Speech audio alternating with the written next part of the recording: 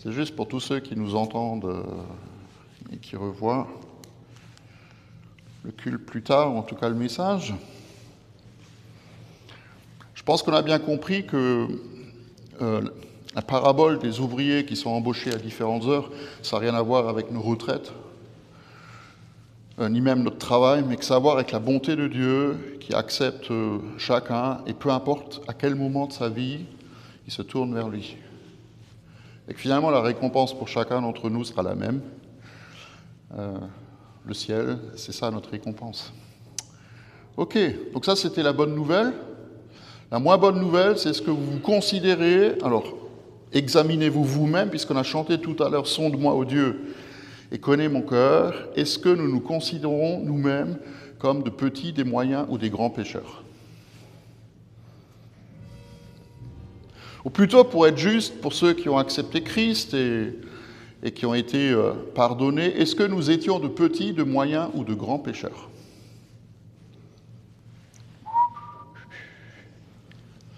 Vous serez tous d'accord avec moi pour dire que Hitler, c'était un grand pécheur. Pécheur dans le sens pas... vous avez compris. Des gens qui pêchent, qui font le mal. Et moi, je pense que quand il s'est suicidé, il est allé directement là où il fait très chaud. Et puis, la terre que nous habitons, elle est remplie aussi de vraies personnes méchantes. Des violeurs d'enfants, des meurtriers. Et à nos yeux, ces personnes méritent la justice ou le jugement de Dieu. Pour certaines d'entre elles, peut-être parce qu'on est directement concerné, ce n'est pas le cas, mais enfin, on ne sait jamais. Pour elles, la meilleure destination, c'est le barbecue. Mais nous ne sommes pas comme ces gens-là. Qui c'est qui est d'accord avec ça ? Nous ne sommes pas des violeurs d'enfants, nous ne sommes pas des meurtriers, nous ne sommes pas Hitler. Vous êtes d'accord ? Vous avez l'air très convaincus. Nous ne sommes pas comme ces gens-là. Et je voudrais que vous vous souveniez, à un moment donné, ça fait des années, j'avais une fois ramené une échelle sur laquelle il y avait des gens que nous considérons comme de bonnes personnes, des gens bons, qui étaient au sommet de l'échelle. On avait mis, je ne sais pas moi, Mère Teresa, je crois que j'avais mis, ou l'abbé Pierre. Et puis, plus ces personnes sont méchantes, plus elles sont en bas. Je ne sais pas si vous vous souvenez. Et puis, il y avait un panneau, il y avait marqué « moi », mais moi, j'étais évidemment un cran au-dessus de vous. D'accord, ok. Bon, il y en a qui ne sont pas d'accord, c'est pas grave. C'est comme on se voit soi-même. Donc, nous sommes des pécheurs, des saints qui pêchent de moins en moins, on l'a entendu la semaine dernière, mais autrefois, comment est-ce qu'on était ? Est-ce qu'on était des petits, des moyens ou des grands pécheurs ? Et est-ce qu'on n'a pas, à un moment donné dans notre vie, pensé qu'on était finalement pas si mal que ça ? Que nous étions, et ça rappelle peut-être des souvenirs de bulletins d'école, que nous étions acceptables ou passables. Acceptables ou passables. Et que Dieu, dans sa bonté, il fermait un œil, et s'il était vraiment bon, il fermait les deux sur nos bêtises. Qui de nous a déjà triché à l'école ? Moi. Ok. Qui de nous a déjà volé un bonbon Ok. Non mais, je vous renvoie juste à vous-même, hein. Moi, j'ai noté les trucs qui me concernent moi, mais je pense que ça vous concerne aussi vous, hein. Qui c'est qui a déjà piqué du fric, de l'argent, pardon, dans le porte-monnaie de sa mère ou de sa grand-mère ? Moi, j'ai fait. Qui c'est qui a déjà menti un peu ?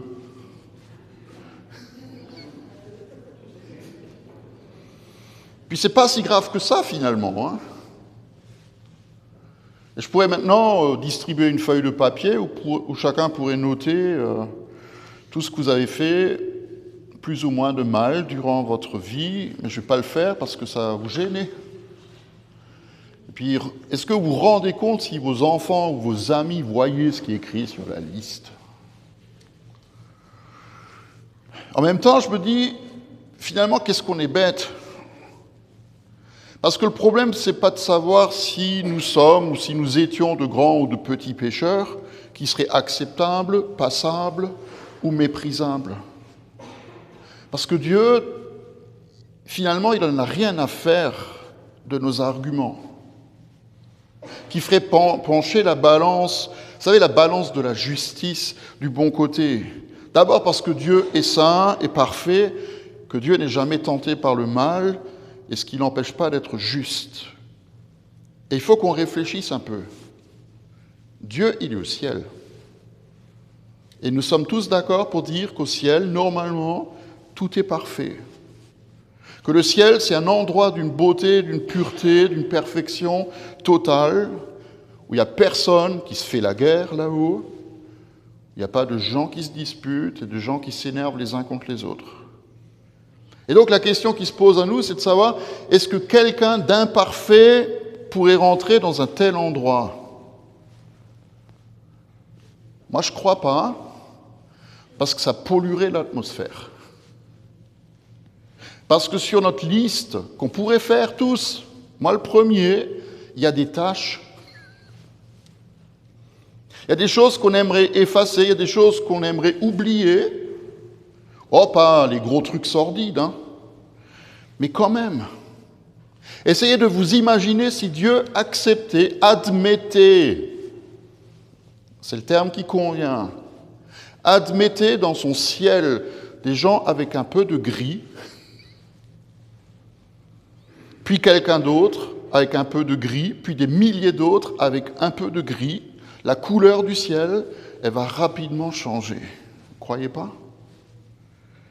Hitler a péché, le violeur, il a péché, l'élève qui a triché à son examen, il a péché, sûrement pas de la même manière, mais pour le ciel, c'est inadmissible. C'est inadmissible. Vous avez bien entendu, nous sommes inadmissibles, parce que si nous allions au ciel avec nos imperfections, ça contaminerait la perfection du ciel. Et vous comme moi, on n'aurait pas envie de retrouver là-haut ce qu'on connaît déjà en bas.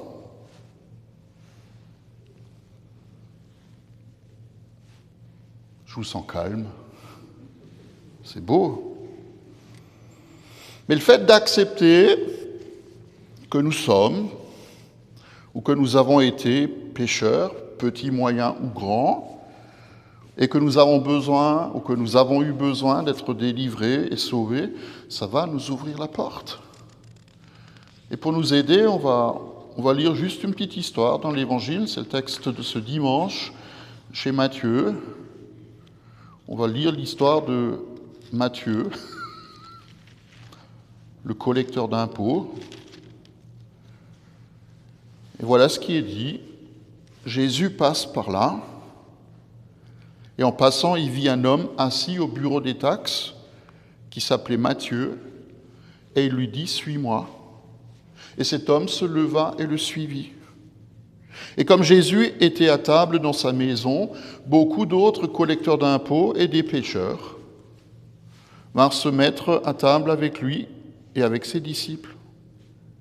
Les pharisiens y virent cela et ils dirent à ses disciples « Pourquoi votre maître mange-t-il avec ces gens, les collecteurs d'impôts et les pécheurs ?» Mais Jésus, qui avait entendu, leur dit « Ce ne sont pas les bien portants qui ont besoin du médecin, mais ce sont les malades. Allez apprendre ce que ça veut dire « Je désire la bonté et non les sacrifices. En effet, je ne suis pas venu appeler des justes, mais des pécheurs à changer de vie. » Vous savez, Matthieu, il a une histoire intéressante. Son prénom veut dire « cadeau de Dieu ». Et j'ai lu ça, alors je ne sais pas si c'est intéressant pour vous, mais depuis 1975, Matthieu, aux États-Unis, est toujours dans le top 10 des prénoms qu'on donne aux garçons, sans interruption. Et en disant cela, je reviens à ce que j'ai dit au début, on aime bien mettre les gens sur une échelle de valeur. Si vous deviez, frères et sœurs, citer le disciple de Jésus le plus connu, quel est celui dont vous citeriez le nom? Sûrement pas Matthieu. Pierre serait un bon candidat parce qu'il avait toujours la bouche ouverte et qu'il était dans les bons coups avec Jésus. Ou alors Jacques et Jean parce que c'était les fils du tonnerre et qu'ils montaient rapidement en température quand il s'agissait de montrer qui ils sont. J'ai envie de dire, même Judas serait un bon candidat, disciple connu. Mais pas Matthieu. Vous savez pourquoi? Parce que Matthieu, il apparaît qu'une seule fois dans l'Évangile. Une seule fois sous le feu des projecteurs, et c'est ici. Aucun autre endroit. Sauf 4 fois, on le retrouve sur la liste des 12 disciples. Voilà ceux que Jésus a appelés à le suivre. Et sur la liste, il est assez en bas. Il n'est pas comme Pierre, Jacques et Jean. Il est assez en bas. Mais il est devenu disciple de Jésus. On le connaît parce qu'il est collecteur d'impôts et que Jésus l'a appelé alors qu'il est assis à son bureau en train d'encaisser les taxes. Les gens de passage, il se lève et il suit Jésus. Puis il invite Jésus dans sa maison avec les disciples et il rassemble des gens de la même, entre guillemets, espèce que lui. Et on sait que cette rencontre avec Jésus, ça a bouleversé sa vie, à tel point qu'il va écrire l'Évangile, qu'il va écrire la compilation de la vie de ce Jésus qu'il a sauvé, où il veut expliquer à ses amis juifs combien ce Jésus que lui, il a suivi est le Messie qu'ils attendaient. Alors je ne vais pas vous rappeler la réputation des collecteurs d'impôts, elle n'était pas terrible, en tout cas aux yeux du peuple d'Israël. Matthieu était un pécheur et il le savait parce que Jésus le lui a dit. Est-ce que nous avons entendu ce que Jésus dit? Ce ne sont pas les bien portants qui ont besoin du médecin, mais les malades. Je ne suis pas venu appeler des justes, ou qui prétendent l'être, mais des pécheurs, pour qu'ils changent de vie. Et si moi, à la place de Matthieu, j'avais entendu Jésus me traiter de pécheur, je l'aurais peut-être mal pris. Parce que collecteur d'impôts, c'est peut-être pas bien vu par les gens, mais c'est quand même une profession respectable. Parce que Rome, c'était pas si mal que ça non plus. Rome a quand même amené aussi dans le pays d'Israël des routes, un système d'assainissement, de l'eau potable, des bâtiments publics, une justice qui fonctionne. Et tout ça, vous le savez comme moi, ça demande des moyens. Et donc Matthieu, en tant que collecteur d'impôts, il contribuait au bon fonctionnement de la société. Mais au fond de lui, il savait bien que Jésus avait raison. Il savait bien que cette mauvaise réputation lui collait à la peau et qu'il n'était pas heureux. Et il n'a pas cherché d'excuses. Et dans son évangile, au chapitre 26, à la fin de l'évangile, il va nous écrire quelque chose de tellement important qu'on va le vivre tout à l'heure en partageant la Sainte Seine.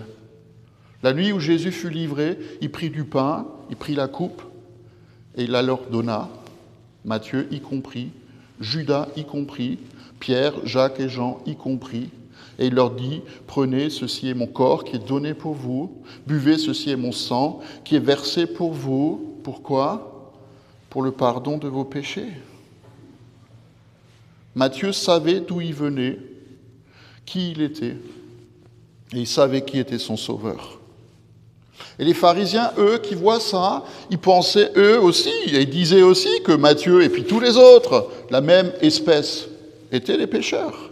Et quand ils voient Jésus assis à table avec eux et ses amis, la pilule passe pas. Mais écoutons ce que Jésus nous dit après sa résurrection. C'est, pour moi, un des textes les plus importants. Il est écrit, Il fallait que cela arrive, que le Messie souffre, qu'il ressuscite le 3e jour, que la repentance et le pardon des péchés seraient prêchés en son nom à toutes les nations. Et si je suis là ce matin, devant vous, c'est pour vous dire, au nom de Jésus, que vous pouvez, que vous êtes pardonnés de vos péchés. Parce que Christ est mort pour chacun d'entre nous. Je repose la question, est-ce que vous êtes un petit, un moyen, un grand pécheur? À la limite, on s'en fiche complètement. Est-ce que vous l'êtes? Ou est-ce que vous l'étiez? Oui, on l'était. On l'était parce que Jésus l'a dit. C'est même évident pour la plupart d'entre nous. Mais certains ne le croient pas parce que leur baromètre n'est pas fondé sur ce que Jésus dit, mais sur ce qu'eux y pensent, et on pense toujours en termes de comparaison. Ils ne sont pas Francis Holm ou Fourniret, qui eux sont des vrais pécheurs.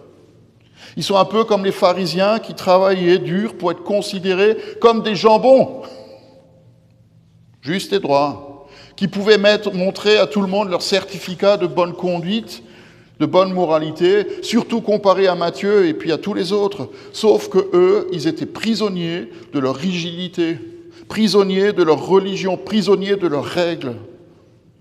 Et on voit cette rigidité. Vous savez, quand Jésus guérit l'homme à la main sèche, il le fait le jour du sabbat. Il y a un homme qui est là, la main, elle est morte. Jésus lui dit, tends la main, l'homme tend la main et elle est guérie.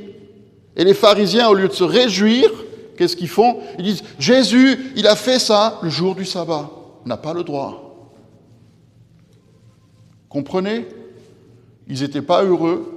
Ils étaient fâchés contre tout le monde et sans doute contre eux-mêmes parce qu'au fond d'eux, ils savaient qu'ils n'arriveraient pas par eux-mêmes. Ils condamnaient Jésus parce qu'il faisait du bien le jour du sabbat.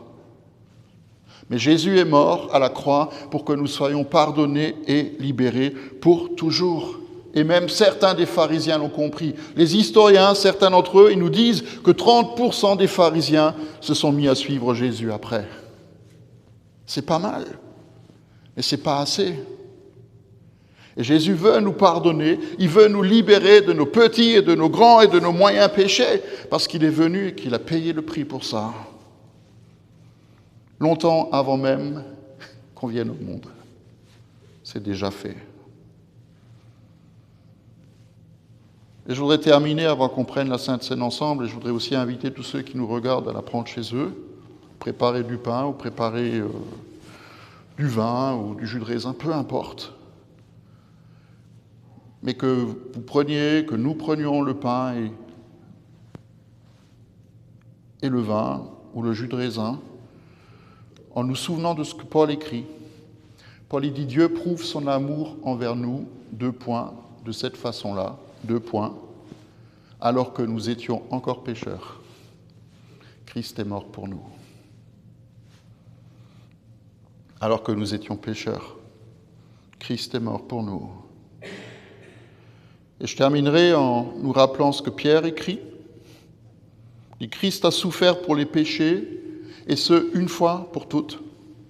Lui le juste, il a souffert pour les injustes, afin de nous conduire à Dieu. Acceptons de nous laisser conduire à notre Dieu maintenant. Nous sommes, frères et sœurs, si Christ vit en nous, des saints qui pêchent de moins en moins, et qui aiment le Seigneur de plus en plus. Amen. Et on dit au revoir. Prenez le pain, prenez le vin.